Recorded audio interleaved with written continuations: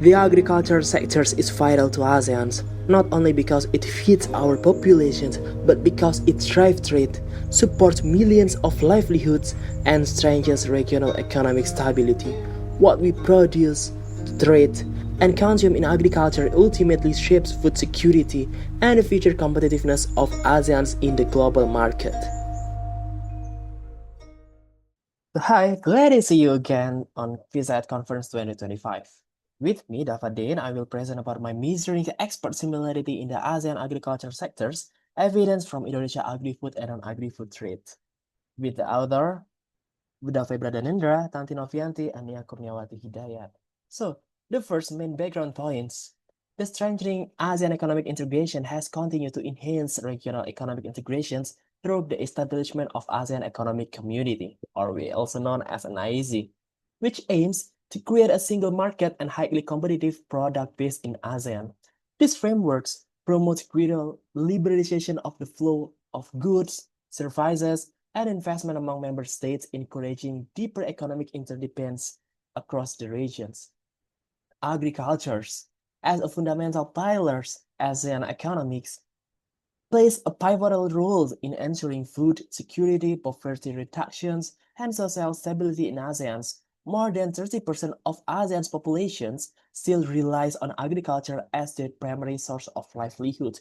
We can also hear also the GDP contribution of the agriculture sectors in the ASEANs in period 2023. Then, the value of agricultural trade within ASEAN has increased substantially over past 2 decades, driven by tariff liberalization and improvement in regional connectivity. This growth suggests a progressively integrated agriculture market which intra-regional trade flows are becoming more prominent. Then, many ASEAN countries export similar agriculture commodities such as palm oil, rubber, coffee, rice, and horticultural products. This overlap in export structures create structural competitions which may intensify rivalry among member states and reduce efficiency margins, particularly for products targeting in the same international markets. Then, the significant variation in productivity levels, policy support, and sectoral governance contributes to wide disparities in agricultural efficiency across ASEAN countries. This difference directly affects export competitiveness and determine which country can better capture opportunities in the global agriculture markets. Then, the Export Similarity Index, introduced by Finger and Cranin, is a structural indicator designed to measure the degree of similarity in export competition between countries in ASEAN. Applying ESI to the agriculture sectors in ASEAN is essential to evaluate patterns of competition and assess the potential for deeper market integrations across the member states.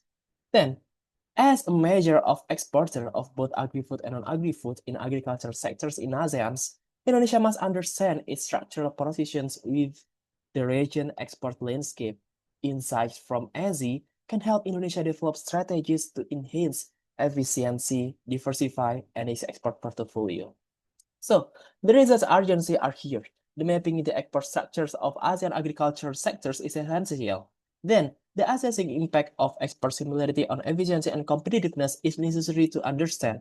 Then, also the finding of this study are crucial for supporting Indonesia in formulating export diversification strategies and determining the strategic target markets. So, the research aims for this research is to measure and compare the degree of export similarity between Indonesia and other ASEAN member countries in both agri-food and non-agri-food products group to understand their implication for regional trade competitiveness. So the research methodology we also know we use as the Export Similarity Index, which is created by Palmer et al. 2010. We can also see here for the formula for the export similarity.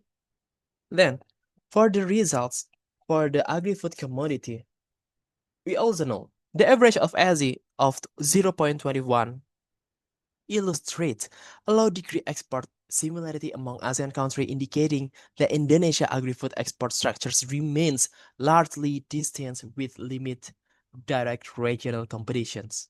Yeah, we also know This pattern implies that ASEAN agri-food markets are not yet structurally saturated, offering Indonesia strategic scope to expand value-added export and reinforce specialization in competitive flagship commodities. Then, for the non-agri-food, we also know for the score is 0.11. The mean of non-agri-food as is 0.11 reflects very low export similarity for the non-agri-food, signifying minimal competitive overlap within ASEAN's country members. Indonesia export structures in this segment remains highly differentiated, with only Cambodia 0.23, then showing marginal resemblance likely in processed wood, textiles, or non-food raw materials. So, such as low similarity level highlight substantial space for complementary trade expansions, enabling Indonesia to scale non-agri-food export without facing significant intra-ASEAN competitive pressures. Then, total agricultures. The score was 0.32. Overall, the results signal that Indonesia still holds considerable scope for differentiations, and export upgrading, while the trend toward convergence calls for anticipatory policies to maintain competitiveness in the long term. So the conclusion here, Indonesia agricultural export patterns reveal differentiated competitive dynamics within ASEAN's.